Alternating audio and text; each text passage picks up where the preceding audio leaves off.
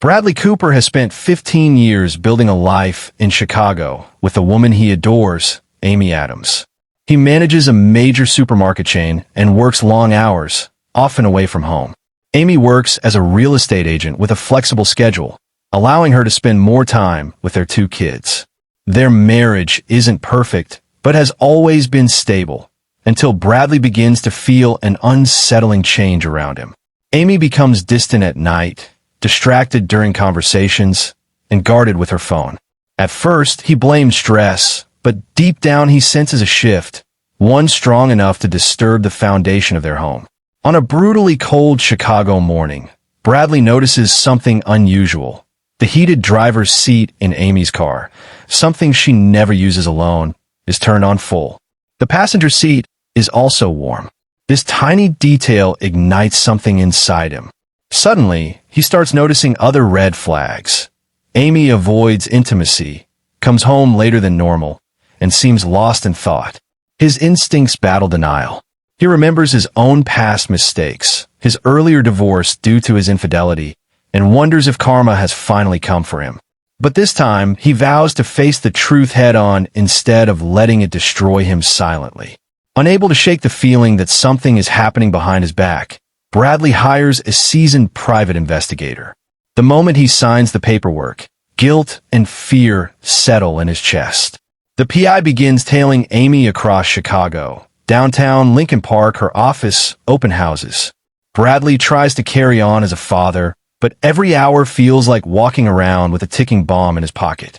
When the investigator finally calls, asking him to return to the office, Bradley knows the truth he has feared is about to be placed in his hands in photographs and cold, undeniable evidence.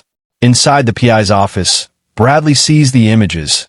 Amy in the parking lot, Amy entering a motel on the outskirts of Chicago, Amy in the arms of another man. The shock hits him like a sledgehammer. The investigator explains that the affair is not emotional. It's physical, frequent, and deliberate.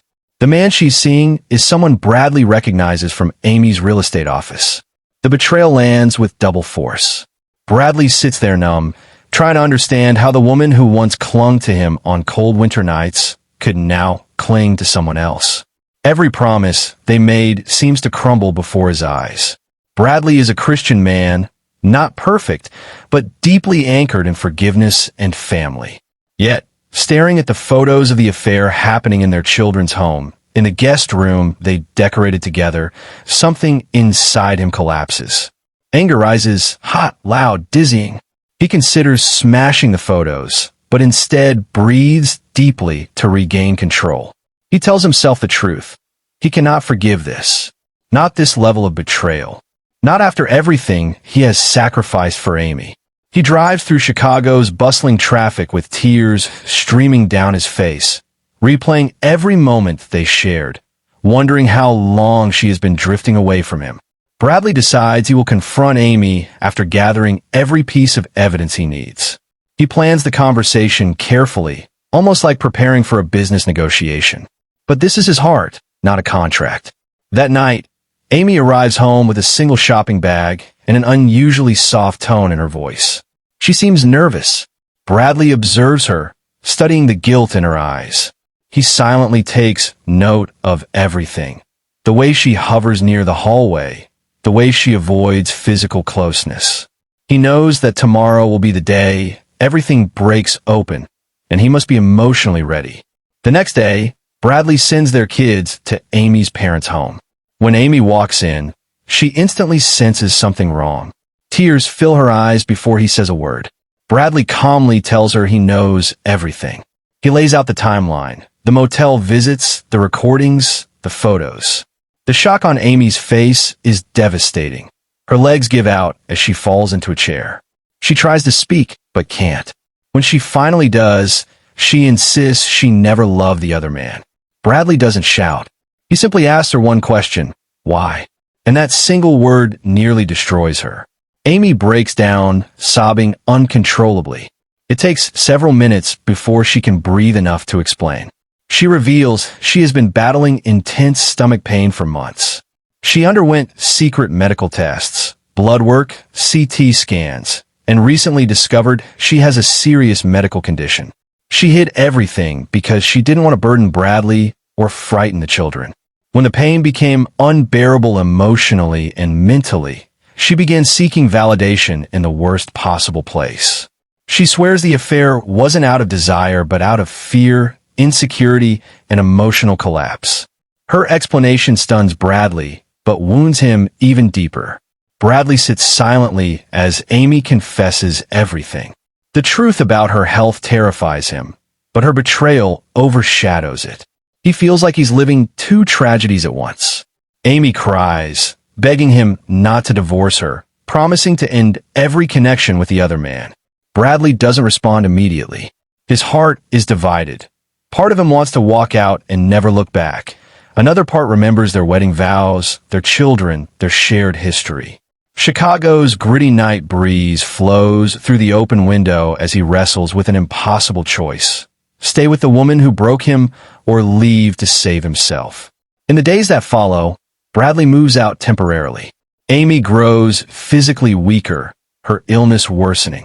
Her parents beg Bradley to come back, but he refuses until he receives a late-night call saying Amy collapsed. At the hospital, Bradley sees her frail, aged by stress and guilt. Despite everything, compassion overtakes anger. He realizes that whatever comes next, the children need stability and Amy needs support. He doesn't promise reconciliation, but he takes her home and prepares to hear the full truth about her condition. The affair is unforgivable, but her suffering complicates everything. Back at home, Amy explains her diagnosis in detail. She was terrified of telling Bradley because she thought he would see her as weak or sickly. She confesses that the affair was a catastrophic attempt to feel alive in the face of her own fear of dying. Bradley listens without interrupting. For the first time, he sees not the woman who betrayed him, but the woman who is terrified of losing her family and her life. He realizes that answers don't erase the pain, but they bring clarity. The marriage may not survive, but Amy's truth softens the edges of his rage. By the end of the journey, Bradley decides he will be present for Amy as the mother of his children. He will support her medically, emotionally, and practically. But forgiveness is not automatic. Love is not a light switch. The affair has permanently altered the fabric of their relationship. They begin therapy, navigating their broken marriage with caution and raw honesty. Bradley doesn't make promises, but he stays, at least for now. Chicago moves on around them, loud and alive, while they quietly rebuild what remains. The ending is not perfect, not clean, but deeply human, just like the story itself. We have come to the end of the story. I hope you enjoyed it. Leave a like and subscribe to my YouTube channel for more interesting stories. Have a good one.